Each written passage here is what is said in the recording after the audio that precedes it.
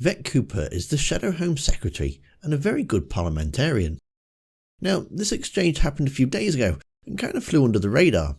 This is because it took place during an economic debate and, well, as you can see, not many MPs attended. Suella Braverman is the new Home Secretary, and if you don't know anything about her before, well, here's Yvette Cooper to tell you her brutally honest review. To welcome the Home Secretary to her first full debate in the Chamber in her new post. I think it's been, about 5 weeks since she was appointed, and I must say she's been busy.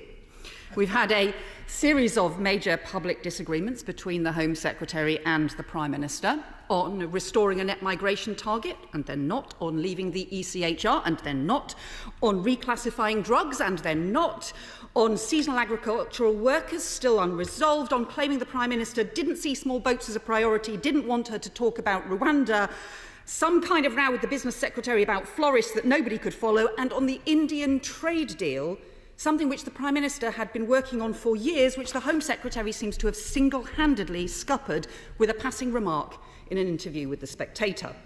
And the latest story this morning that the Home Secretary isn't actually involved in immigration policy decisions at all when it's at the heart of her department.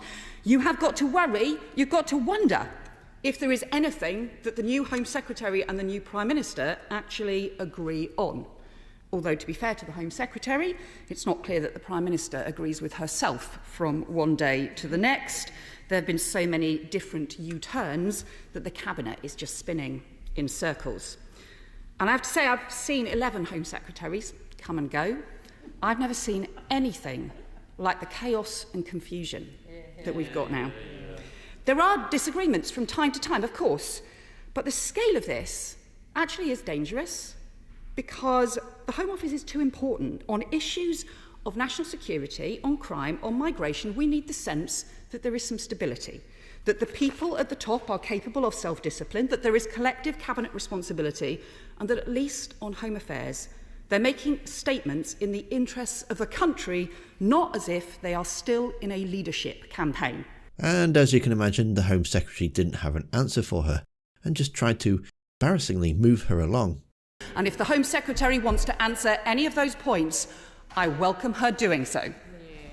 I'm not sure if it's dawned on my honourable friend, on the honourable lady there, but we're here to talk about the economic crime bill. Well, there's plenty of things we can discuss about the economic crime bill, but I notice the Home Secretary chose not to deny any of the chaotic things that she has been setting out in the papers. This is not stuff that we've made up. I guess the truth hurts. Yvette Cooper isn't afraid to call out her opposite number and to see her shame her predecessor, Priti Patel. Click the videos on screen now.